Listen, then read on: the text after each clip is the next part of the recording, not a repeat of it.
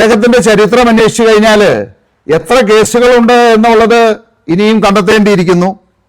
17 കേസുകളിൽ 8 കേസുകൾ വെറുതെ വിട്ടു, 9 കേസുകൾ ലൈവായിട്ട് ഉണ്ട്.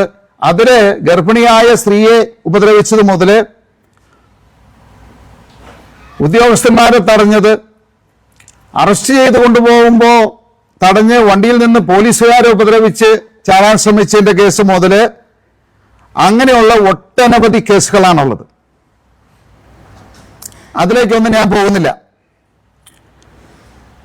ഇതിനെതിരെ ഈ മരമുറി കേസുമായിട്ട് ബന്ധപ്പെട്ട് ചില ചാനലുകൾ ചില വാർത്തകൾ പ്രക്ഷേപണം ചെയ്തു കഴിഞ്ഞപ്പോൾ അദ്ദേഹത്തിന് മാനഹാനി ഉണ്ടായി പോലും.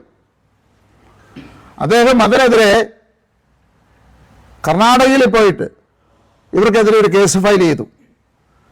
അങ്ങനെ കോടതി ഇഞ്ചക്ഷൻ കൊടുത്തു, ഈ വാർത്തകളെല്ലാം നിർത്തിവെക്കണം, യൂട്യൂബിൽ നിന്നും എല്ലാത്തിൽ നിന്നും നീക്കം ചെയ്യണമെന്ന് പറഞ്ഞു.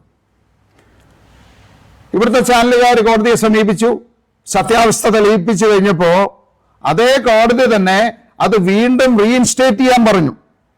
അവിടെ നിന്ന് ഡിലീറ്റ് ചെയ്ത നീക്കം ചെയ്ത വാർത്തകൾ വീണ്ടും റീഇൻസ്റ്റേറ്റ് ചെയ്യാൻ പറഞ്ഞതിന് ശേഷം 10,000 രൂപ പിഴയും അടിപ്പിച്ചു, അതായത് കോടതിയെ തെറ്റിദ്ധരിപ്പിച്ചതിന്. അപ്പോ അങ്ങനെയുള്ള ഒരാളാണ് ഇപ്പോ കിറ്റക്സിന്റെ പുറകെ, സാബു ജേക്കബിന്റെ പുറകെ നടന്ന് നിരവധി വസ്തുതാവിരുദ്ധമായ ആക്ഷേപങ്ങൾ ഉന്നയിക്കുന്നത്. അപ്പോൾ നമുക്ക് ഒരു ചാനൽ കയ്യിലുണ്ട്, അതുകൊണ്ട് അതിൻ്റെ മുന്നിൽ ഇരുന്നിട്ട്, ക്യാമറയ്ക്ക് മുന്നിലിരുന്ന് എന്തും ആരെയും പറ്റി പറയാം, അവരെ അധിക്ഷേപിക്കാം, അത് ഒരു വിഭാഗം ജനങ്ങൾ വിശ്വസിക്കുകയും ചെയ്യും. അപ്പൊ അത്രമാത്രം തെറ്റിദ്ധാരണാജനകമായ വസ്തുതകൾ സമൂഹത്തിൽ പറഞ്ഞതുകൊണ്ടാണ് ഞാൻ ഇങ്ങനെയൊരു മീറ്റിംഗ് ഇന്ന് വിളിച്ചത്. ഇതില് ഇദ്ദേഹം തന്നെ പറയുന്നുണ്ട് 5 ലക്ഷം രൂപ മേപ്പടി ഫോറസ്റ്റ് റേഞ്ച് ഓഫീസർക്ക് കൈക്കൂലിയായിട്ട് കൊടുത്തു എന്നുള്ളത്. അതുപോലെ തന്നെ അവരുടെ ഓഫീസിൽ 2 ലക്ഷം കൊടുത്തു എന്ന്, 10 ലക്ഷം സൗത്ത് വയനാട് DFO രഞ്ജിത് കുമാറിന് കൊടുത്തു എന്ന് പറയുന്നുണ്ട്. 3 ലക്ഷം അവരുടെ ഓഫീസിൽ കൊടുത്തു എന്ന് പറയുന്നുണ്ട്.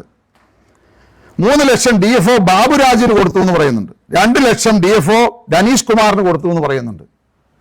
അപ്പോൾ ഇതുപോലെ ഉദ്യോഗസ്ഥന്മാർക്കെല്ലാം ലക്ഷങ്ങൾ കൊടുത്തു എന്ന് അദ്ദേഹം തന്നെയാണ് പറയുന്നത്.